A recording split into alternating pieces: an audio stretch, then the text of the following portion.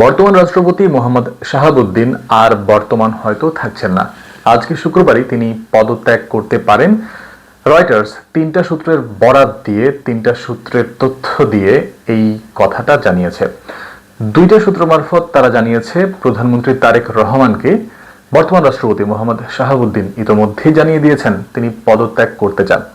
অন্য আরেকটা সূত্রের বরাত দিয়ে তারা বলছে, অর্থাৎ রয়টার্স বলছে যে মোহাম্মদ শাহাবুদ্দিন গত মঙ্গলবারই প্রধানমন্ত্রী তারেক রহমানকে নিজের পদত্যাগ করার সিদ্ধান্তের কথা জানিয়ে দিয়েছেন।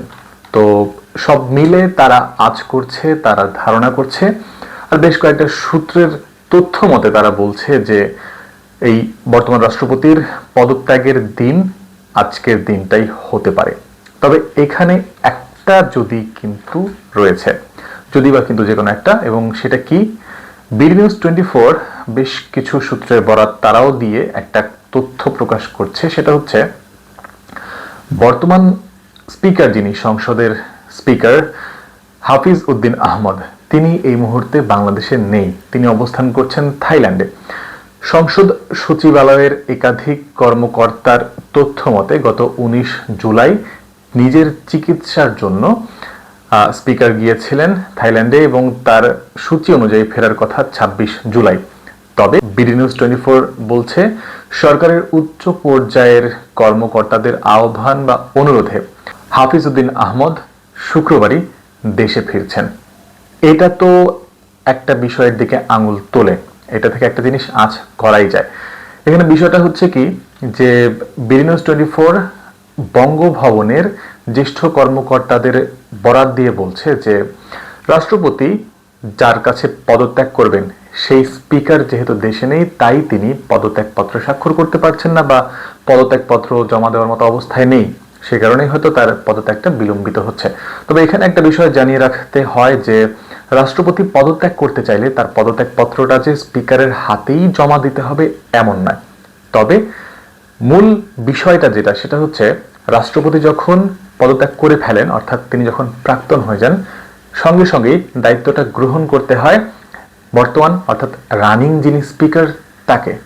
সো শুক্রবারে যদি পদত্যাগ করেন তাহলে শুক্রবারে ওই মুহূর্ত থেকে স্পিকারকে দায়িত্ব গ্রহণ করতে হবে। তবে স্পিকার যেহেতু দেশে নেই, গত 19 জুলাই থেকেই নেই, সে কারণেই হয়তো বিলম্বিত হচ্ছে। কেননা হাফিজ উদ্দিন আহমদেরই ওই 90 দিনের যে সময়কাল, ওই সময়কালের মধ্যে দায়িত্ব পালন করতে হবে অস্থায়ী রাষ্ট্রপতি হিসেবে। বাংলাদেশের সংবিধান অনুযায়ী 90 দিনের মধ্যে আবার একটা নির্বাচন করতে হয়, রাষ্ট্রপতি নির্বাচন, যেটা সংসদ সদস্যদের ভোটে নির্বাচনটা হয়ে থাকে মূলত।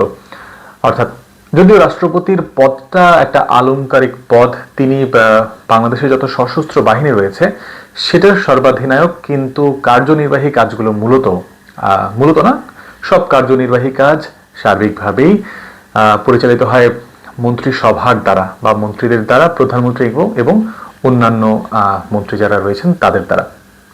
তাই একটা তথ্য যখন পাওয়া যাচ্ছে যে আজকের দিনে অর্থাৎ শুক্রবারেই যদি হাফিজ উদ্দিন আহমদ দেশে ফিরে আসেন, তাহলে হয়তো আজকের দিনেই মোহাম্মদ শাহাবুদ্দিনকে ওই পদত্যাগপত্রে স্বাক্ষর করে সেই পদত্যাগপত্রটা জমা দিতেও দেখা যেতে পারে, তার বিদায়টা চূড়ান্ত হয়ে যেতে পারে।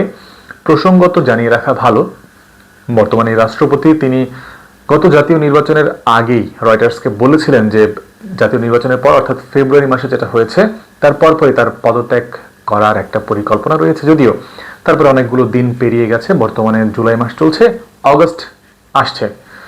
এই মুহূর্তে বঙ্গভবনের সূত্র, বঙ্গভবনের কর্মকর্তাদের বরাত কিংবা রাষ্ট্রপতির প্রেস সচিবের বরাত দিয়ে বিডি নিউজ 24 বলছে যে রাষ্ট্রপতি মানসিক বা শারীরিক যে কারণেই হোক পদত্যাগ করার সিদ্ধান্তটা নিয়েছেন।